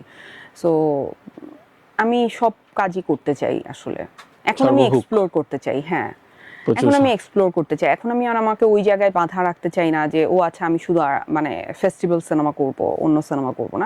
আমি বনলতা এক্সপ্রেসও করব, আমি এশা মার্ডারও করব, আমি রেহানা মারিয়াম নূরও করব। ভারতের কলিগদের সাথে কাজ করেছো, তাদের সাথে যোগাযোগ বা তোমার দেখভাল খোঁজ খবর নেওয়া, তুমি নক করা হয় এগুলো? খোঁজ খবর নেন, হ্যাঁ। মানে স্পেশালি জুলাইয়ের অভ্যুত্থানের সময় আমাকে সবাই খোঁজ খবর নিয়েছে যে আমি ঠিক আছে কিনা, কারণ ওরা অ্যাক্টিভিটি দেখছিল আমার সোশ্যাল মিডিয়াতে। সো আমি ঠিক আছে কিনা, আমার কোনো সমস্যা হচ্ছে কিনা। এবং আমাকে অনেকে এরকমও বলেছে যে মানে আমার বাসার দরজা তোমার জন্য খোলা, তুমি যদি কোনো ঝামেলায় পড়ো চলে আসবা। সো ডেফিনেটলি ওরা করেছে। আমাদের বেশ কিছু পুরনো কলিগ অনেকেই বাইরে চলে গেছেন, কেউ নেই। এদের সাথে যোগাযোগ কেমন? যেমন রিয়াজ, ফেরদৌস ভাই কোথায় আছে আমরা কেউ জানি না। তোমাদের সাথে কখনো ইনবক্সে যোগাযোগ হয়? রিয়াজের সাথে আমার কথা হয়েছে মাঝে 2 দিন আগে আবার রিয়াজ ভাই মারা গেল, এরকম একটা খবর রিসেন্ট আমার রিয়াজ ভাইয়ের ওয়াইফের সাথে কথা হয়েছে। আর অভ্যুত্থানের পর আমি চেষ্টা করেছিলাম অনেকের সাথে যোগাযোগ করতে, বাট ওনারা রেসপন্স করেন নাই, যেহেতু ওনারাই আমাকে আসলে অনেক খারাপ বলছেন। সো ওনারা হয়তো রেসপন্স করতে লজ্জা পেয়েছেন। আর আমাদের ইন্ডাস্ট্রির যে গণমাধ্যম এখন ধরো একটা কনসার্ন থাকতে হয়, যেটা হয়তো 5 বছর আগে ছিল না। কোন একটা ইভেন্ট শেষ করেই সামনে হয়তো 100 বুম, মানে তুমি জানো না কোথায় কি। তো এখন কি একটু আলাদা কনসিয়াস থাকো কিনা মিডিয়া হ্যান্ডেলের ব্যাপারে? আমি সব সময় ছিলাম। আমি যা বলি আমি খুবই যখন যেখানে যতটুকু বলবো আমি জানি আমি কি বলছি। সো ওইটা আমি বুঝেই আজকে এটা এভাবে আমি ভাইরাল দিব, আমার কথা তো ভাইরাল হয় না ভাইয়া। মানে সবচেয়ে ইন্টারেস্টিং হচ্ছে ভালো কথা ভাইরাল হয় না। ভাইরাল হবে হচ্ছে আমি যদি কাউকে গালি দিতাম বা বাজে কথা বলতাম, বাজে মন্তব্য করতাম কাউকে নিয়ে, যেটা করেন সবাই। মানে আলটিমেটলি সবাই কেন করেন? যাতে তার রিচ বাড়ে, তাই তো? কিন্তু আমার কথা তো ভাইরাল হয় না। তুমি তো অ্যাটেনশন চাও জীবনে। অ্যাটেনশন সবাই চায়। নতুনদের ভেতরে কিছু নাম আমি শুনতে চাই যাদের কাজ ভালো লাগছে। মেহজাবিন। এই যাবে নতুন এখনো? আচ্ছা, মেহজাবিনকে আমার খুবই পছন্দ। আমি আসলে ওর সাবা দেখে এতই মুগ্ধ। আচ্ছা, তো আহ, মেয়েদের মধ্যে সাদিয়া খুব ভালো করছে। আচ্ছা, সাদিয়া আরমান। তারপর তটিনী, ও ভালো করছে। সুনেরা খুব ভালো করছে, আমার খুব ভালো লাগে ওকে। তারপর 3টা নাম পারলো, বাহ। ছেলে? ছেলে আরশ নামে একটা ছেলে আছে। ওর ওর আমার কথাবার্তাও ভালো লাগে, খুব পলিশ লাগে। ইয়াশ খুব ভালো। তারপর তৌসিফ খুব ভালো। আর কে কে আছে? আরো অনেকে আছে নিশ্চয়ই, মানে আমি জাস্ট এই কয়জনের। না, তারপর বেশ কিছু নাম, অনেকে নাম বলতে চায় না, তুমি 6টা নাম বলে ফেলছো, থ্যাংক ইউ। শিল্পী সংঘ বা তোমাদের সাংগঠনিক তৎপরতা মাঝে আবার জুলাই বিপ্লবের পরেও তোমরা একটু দাঁড় করেছিলে, কিন্তু আবার সীমিত, মানে কোথায় আছে, কিভাবে কাজ করে আমরা জানি না। আদতে সংগঠনগুলোর অবস্থা কি? তোমরা অ্যাসোসিয়েশনের সাথে আছো? আমি আসলে ওইভাবে খোঁজ খবর রাখি না, আমি কখনো তোমাকে ডাকেও না মানে? আমি চাই নাই আসলে। ও, মানে এরকম ডাকে না বললে খুব ভুল কথা হবে। ডাকে নাই এরকম জায়গায় খুব কম আছে, মানে Right. সেটা আওয়ামী লীগের সময় হোক, সেটা এই সরকার আমলে হোক, এবং ভবিষ্যতে আমি আশা করব যে সেম ঘটনাই ঘটবে, কিন্তু আমি সচেতনভাবে আসলে কোনো কিছুতে ইনভলভ হই না। আধা রাজনৈতিক প্রশ্ন করি, ধরো যে সবই তো রাজনৈতিক প্রশ্ন করতেছেন আপনি, এখন বিরতিতে যান। বিরতিতে যাব। শোনো, এই যে বিগত সরকার আমলে এক ধরনের পলিটিক্যাল সুবিধাভোগী বলি বা দলকানা বলি, যাই বলি, কিন্তু তারা কর্মী হিসেবে কাজ করেছে। আবার দেখা গেল যে জুলাই বিপ্লবের পর আরো নতুন কিছু শিল্পী একজোট হয়েছে অন্যান্য দলের নামে। সাংস্কৃতিক জোট, সাংস্কৃতিক দলের দলভুক্ত থাকতে পারে, কিন্তু এরা কি ইন্ডিপেন্ডেন্ট শিল্পীদের কাজের ক্ষেত্রে প্রভাব ফেলে যে না, ওরা একটু দলের প্যাডে রয়েছে, আমার যে কোনো কাজে ওদের দরকার হয়? মানে না, এরকম একদম না, জানেন, হয় না? একদম না। তাহলে তো অনেক কাজ অনেকে করতো। প্রতি সরকার বদলের সময় আমরা ওইটাই দেখি তো দুঃখের ব্যাপার, এর জন্য তো ওদের দুঃখটা লাগে। ওরা অনেক হয়তো মানে পায়, আমার ধারণা প্রজেক্ট বের করতে পারে। মানে আমি অনেকের নামে শুনেছি এরকম যে এই প্রজেক্ট করেছে, ওই প্রজেক্ট করেছে, এগুলা করতে পারে, কিন্তু এই বাংলাদেশের ডিরেক্টররা আমি কখনো দেখি নাই যে ওই হিসাব করে কাউকে কাস্ট করে। তুমি আমার সাথে একবার বলেছিলে যে আমাকে কাজ করতে মানুষ ভয় পায়, তুমি সেই নারী প্রধান কাজ ছাড়া করবা না, খুব রিজিড ছিলা। এখন আলাপের পরে, এতক্ষণ আলাপের মনে হচ্ছে তুমি ওই রিজিড থেকে সরে আসছো। না, নারী প্রধান গল্প আমি করতে চাই, আমি বলেছি এখনো আমি চাই, আমি এখনো কিন্তু সেটা চাই, কিন্তু এখন আমার ধরেন এখন আমি একটা বনলতা এক্সপ্রেসও করতে চাই, মানে আমার ওইটাও ইচ্ছা করে, সো আমি করব, অসুবিধা নাই তো। এই যে রুবায়েতের কাজটা করছে, ওটা তো পুরা ফিমেল প্রোটাগনিস্ট, ওটা তো মানে সেই মারাত্মক লেভেলের ভালো কাজ।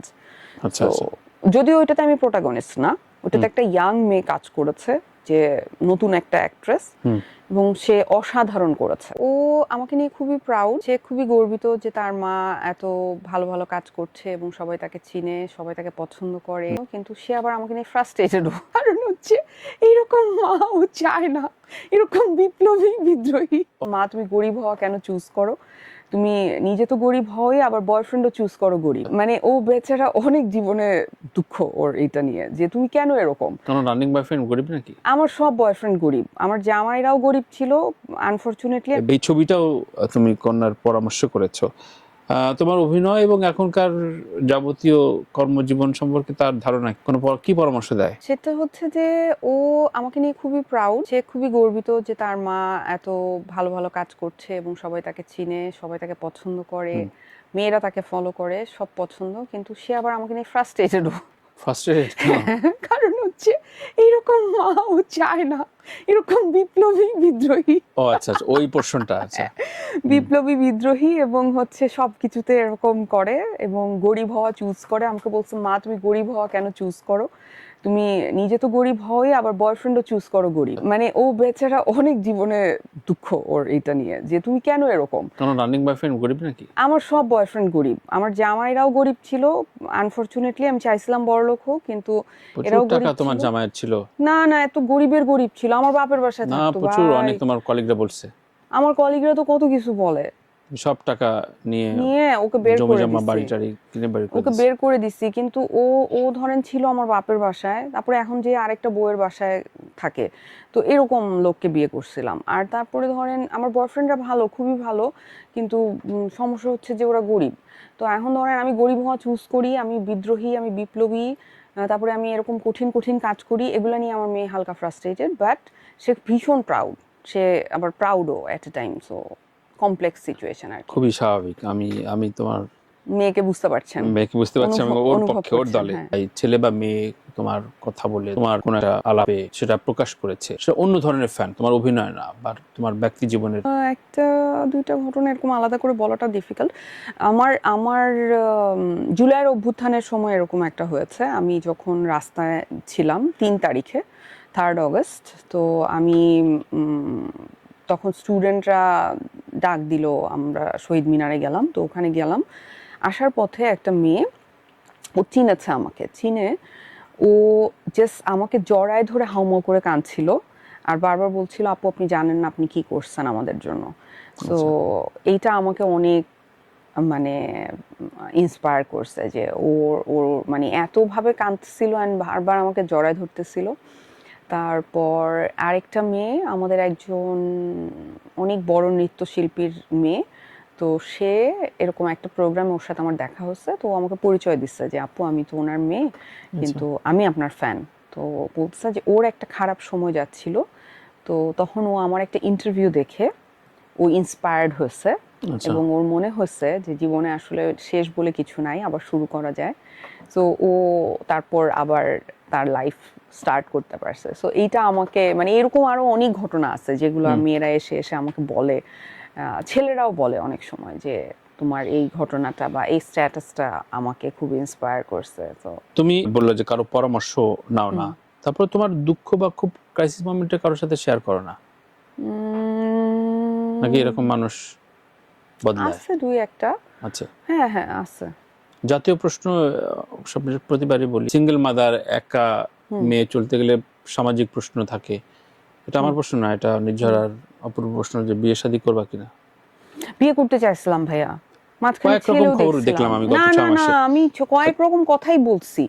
আমি প্রথমে এত ছেলে কথা পাল্টায় কেন? দেখছিলাম, হ্যাঁ, আমি খুবই ছেলে দেখতে চাইছিলাম, তারপর বিয়ে করতে চাইছিলাম, পরে মানে ছেলে বিয়ের মানে একটা ব্যাপারটা, পার্টলি প্রেম শেষ হয়ে গেছে তোমার না না অলরেডি? ছেলে দেখতে চাইছিলাম, দেখতেছিলাম, ছেলে আচ্ছা, দেখে ছেলে দেখে বিয়ে করব এরকম ছেলে দেখতেছিলাম। ওকে। তো তারপরে তো খুঁজে পাইতেছি না। একটা ছেলের মা আমাকে পছন্দ করছিল, মানে ধরেন এটা তো খুবই রেয়ার, ধরেন এরকম মা মানে আমার মতো মেয়েকে পছন্দ করবে, পারিবারিক ভাবে বা হ্যাঁ মা আমার মতো মেয়েকে পছন্দ করবে, কিন্তু ছেলেটাই পালায় গেল, বুঝছেন? সিরিয়াসলি তুমি এগুলো মানে ফান করে বলছো? সিরিয়াসলি ফান করে বলতেছি না, সিরিয়াসলি জানেন। আচ্ছা আচ্ছা উনি এটা দেখবে আবার আমাকে ওই ক্লিপটা পাঠাবে যে আপনি এই কথা আবার যে বলছেন। আচ্ছা আমি আচ্ছা, এখন কি এই করব? আগ্রহটা কেন? মানে তোমার কন্যার কোনো বা না কারো আমার ইনফ্লুয়েন্সে মনে নাকি? হয়েছে ভাই আর পারতেছি না, এই স্ট্রেস নিতে, এত স্ট্রেস নিতে নিতে জীবন শেষ, আর পারতেছি না, একটু বিয়ে শাদী করে ভাই একটু আরাম করি। তো পরে এইসব ভেবে বিয়ে করতে চাইছিলাম, তারপরে বিয়ের কথা বাদ, কিন্তু প্রেম করতে চাই, প্রেম তো ভালো সুন্দর। তোমার হাসি দেখে মনে হচ্ছে তুমি প্রেম করতেছো কিন্তু আমি তো বলতেছো না। বলছি না, প্রেম এখন করতেছি, তুমি আমি তো ইনভলভ। বলছি। আল্লাহ, আমি ইন্টারভিউ দিচ্ছি প্রথম আলোতে, আপনি তো কোনো কিছু খেয়ালই করেন না। না আমার না, আমি অন্য নায়িকারা প্রেম করলে তো 500 বার জিজ্ঞেস প্রত্যেক করতেন। সপ্তাহে তোমার কথা পাল্টায়, এই জন্য তুমি হয়তো না গত না সপ্তাহে ইন্টারভিউ দেখছি, তুমি এই সপ্তাহে স্ট্যাটাস কি আমি জানি না। পুরা না না, আমি প্রেম করতেছিলাম তো, হ্যাঁ করতেছি করতেছো, ফাইন। সো তোমার লাইফ ইজ বিউটিফুল নাকি? এখন তো খুবই বিউটিফুল, প্রেম করলে তো বিউটিফুল। হ্যাঁ, আচ্ছা আচ্ছা, মাঝখানে এই যে জুলাইয়ের অভ্যুত্থানের সময় প্রেমের ব্যাঘাত ঘটছিল। আচ্ছা আগে আর কি 24-এর প্রথম থেকে 2 বছর সিঙ্গেল ছিলাম, খুবই কষ্টে ছিলাম। তোমাকে পুরোটা বোঝে? পুরোটা বোঝা খুবই ডিফিকাল্ট। আমি বাঁধনকে পুরোটা বোঝা? তো আপনার স্টুডিওর সবাই হাসতে হাসতে মারা যাচ্ছে আমার কথা শুনে। যারা যারা দেখছে তারাও হাসবে। না আমি তো ডিফিকাল্ট, তো যতটুকু বুঝতেছে এটাই ভালো ভাই, এর চেয়ে যাক। বেশি বুঝার আশা করি না আমি। যাক, ছেলের প্রেশারের ওষুধ টষুধ রাখি তো পকেটে না? না এখনো রাখতে হয় না। আচ্ছা, আমি good প্রেমিকা luck. হিসেবে খুবই ভালো। সুন্দর আমার প্রেমিকরা শুনেন, আমার প্রেমিকরা প্রকাশ্যে আসতে চায় না, এটা আমার ব্যর্থতা। কিন্তু যদি প্রকাশ্যে আসতো, তারা তারা আমাকে আমার হয়ে সাক্ষী দিত যে আমি প্রেমিকা হিসেবে কত ভালো। আসতে চান না, না তুমি একটু রেস্ট্রিক্টেড করে না রাখো? না, ওরাই আসতে চায় না, আচ্ছা, মানে আচ্ছা। আমার প্রেমিক এটা বলতে ভয় পায়। বুঝলাম না জীবনটা, দেখেন উল্টা হওয়ার কথা না, মানে কি যে মানে আমার জীবনটা ইন্টারেস্টিং লাগলো শুনতে। হ্যাঁ। তো একটা ভালো পরিণতির দিকে আবার সম্ভাবনা থাকুক অন্তত, নাকি আপাতত তুমি নিজের মতো করে জীবনটা বয়ে প্রেমটাই বেড়াচ্ছ? সুন্দর ভাই, প্রেমটা যতদিন আছে ততদিন খুব ভালো, বুঝছেন না? এই তো নারীবাদ আবার জেগে উঠেছে। আমরা শোটা শেষ করব, শেষ করার আগে যেহেতু একটা প্রসঙ্গ থাকে আমি প্রশ্ন নেই, কিন্তু তার আগে দুটো প্রশ্ন আমি শেষ করি। সেটা হচ্ছে ঈদে এবার যেহেতু ছবি আসছে, প্রত্যেকটা আর্টিস্টের আসলে ঈদে এক ধরনের প্রতিযোগিতা বলবো না, একটা ইনভলভমেন্ট চায়। বনলতা এক্সপ্রেস কি ওইভাবে ওই কনসার্নে করা কিনা যে না ঠিক আছে আমি একটা ভালো ছবিতে এনরোলড হলাম? আমি একটা ভালো ছবি, মানে আমি আসলে বনলতা এক্সপ্রেস করতেই চেয়েছি। একে তো হুমায়ুন আহমেদের গল্প, তানিম নূরের গল্প, চঞ্চল ভাই আমার কো আর্টিস্ট, তো খুবই ইন্টারেস্টিং স্ক্রিপ্ট, না করার কোনো কারণই নাই। মানে খুব বেশি বোকা না হইলে এটা করবে না এরকম। তার মানে ঈদে একটা ঠিকঠাক ছবি আসছে। আর মানে একটা কমার্শিয়াল সিনেমা করলাম, একটা হিট কমার্শিয়াল সিনেমা, দেখি কেমন লাগে। সবসময় তো স্ট্রাগল ক্যারেক্টার করি, যেগুলো সিনেমা চলে না, 2-3 জন অডিয়েন্স থাকে, তাহলে এখন একটা হিট সিনেমা করে দেখি কেমন লাগে। কদিন পরে নির্বাচন আসছে, নির্বাচন নিয়ে তোমার নির্বাচনটা আমি খুব সুন্দর করে প্রথমেই বলছি যে আমি আসলে কিভাবে অস্বচ্ছ নির্বাচন হয় আমি দেখেছি খুব কাছে থেকে। সো ওইটা যেহেতু আমার অভিজ্ঞতাটা আছে, সেহেতু আমি চাই না যে এই ধরনের নির্বাচন আবার হোক। সো আমি এই সরকারের কাছ থেকে অনেক কিছুই আশা করেছিলাম, যা আমাকে নিরাশা করেছে, মানে হতাশ করেছে। কিন্তু আমি আশা করব যে অ্যাটলিস্ট ইলেকশনটা সুষ্ঠু শান্তিপূর্ণভাবে যাতে করতে পারে এই সরকার। আল্লাহ যেন ওদেরকে ওই তৌফিক দেন। তো ওইটা হলে খুব ভালো হয়। তাহলে একটা নির্বাচিত সরকার আসবে, নির্বাচিত সরকার আসলে হয়তো আমাদের দেশটা একটা ভালোর দিকে যাবে আশা করি আমি। তোমার জীবনের সেরা প্রাপ্তি একটা বলো। আমার মেয়ে। এটা প্রতিবারই বলো, সেরা ভুল, শ্রেষ্ঠ ভুল? আমার তেমন কোনো ভুল নাই আসলে। ভুল নাই? কিন্তু দোষ আছে। দোষ যেমন ধরেন আমি খুবই ইমোশনাল, আমি খুবই আবেগপ্রবণ, এইগুলোর জন্য আমি অনেক ধরা খাই। কিন্তু মানে ওইভাবে আমি আসলে দোষ, নিজস্ব রিগ্রেট নাই। শোটা শেষ করবো। আমার নাম তানভীর তারেক। একটা প্রশ্ন নিতে চাই তোমার, আমাকে প্রশ্ন করতে পারবো একটা? আপনাকে? জি। তো এখন যারা আমাদের অ্যাক্টর অ্যাক্ট্রেসরা আছেন বা ডিরেক্টর প্রডিউসার, যারা আসলে বিভিন্ন সময় বিভিন্ন দলের সাথে সম্পৃক্ত ছিলেন এবং তারা এখন দিশাহারা হয়ে ঘুরে বেড়াচ্ছেন, এবং তারা বিভিন্ন রকমের মিস ইনফরমেশন, ডিসইনফরমেশন এবং যাতা আর কি জিনিসপত্র মানুষের নামে ছড়িয়ে বেড়াচ্ছেন, এই ব্যাপারে আপনি তাদেরকে বা এই সিচুয়েশনটা নিয়ে আপনি কি বলতে চান? আমিও তোমার রুলই ফলো করি। আমি কিছুদিন আগে দেখলাম একজন একটা লাইভে বলছে, নাম ধরে আমি বলি, দুজন মানুষ তো আমাকে ওপেনলি বলছে, অরুণা বিশ্বাস আর সোহানা সাবা বললো অনেকক্ষণ। দেখলাম যে টানা 3-4-3.5 মিনিট একদম 360 ডিগ্রি মিথ্যা, যেটা বলে মানে কোনো রকম ধারে কাছে নাই। সেটা একটা আমি অনেকবার রিপিট করে দেখলাম যে একটা মানুষ ধরো কোনো প্রাসঙ্গিকতা নাই কিন্তু মিথ্যা কথা বলে হচ্ছে 3 মিনিট। এটা একটা বড় শক্তির ব্যাপার, মানে আমাকে এবং অনিমাকে নিয়ে। এটা আমি আবার দেখলাম যে এই মানুষটা আমার ঘরে, আমরা দিনের পর দিন আড্ডা দিয়েছি, ঘুরছি ফিরছি, কাঁদছে আমাদের জন্য, মানে রান্না বান্না করছি, মানুষ 3 মিনিট কন্টিনিউয়াস মিথ্যা কথা বলছে। সো তখন মনে হয় যে আসলে ওই যে এই জন্য আমি প্রশ্নগুলো তোমাকে বারবার করলাম যে ব্যাড পলিটিক্সটা ইনভলভ হয়ে গেলে মানুষটা কত কলুষিত হয়ে যায়। তো আমার ওই রকম মনে হয় যে মানুষটার ভেতরের মানুষটা নাই, মানে ওর সত্তা নেই আসলে।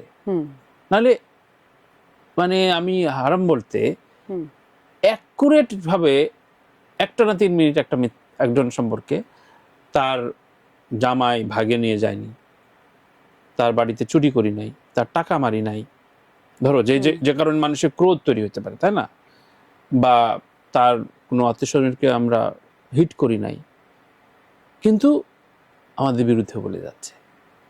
এটা একটা বিস্ময়কর অভিজ্ঞতা বললো জীবনের, যে মানুষ কন্টিনিউয়াস মিথ্যা কথা বলতে পারে ডিউ টু একটা অন্ধত্ব, কোনো একটা দলের প্রতি অন্ধত্ব। ভয়ঙ্কর, কিন্তু একটা ডিজিজ, ভয়ঙ্কর ডিজিজ আমি বলবো।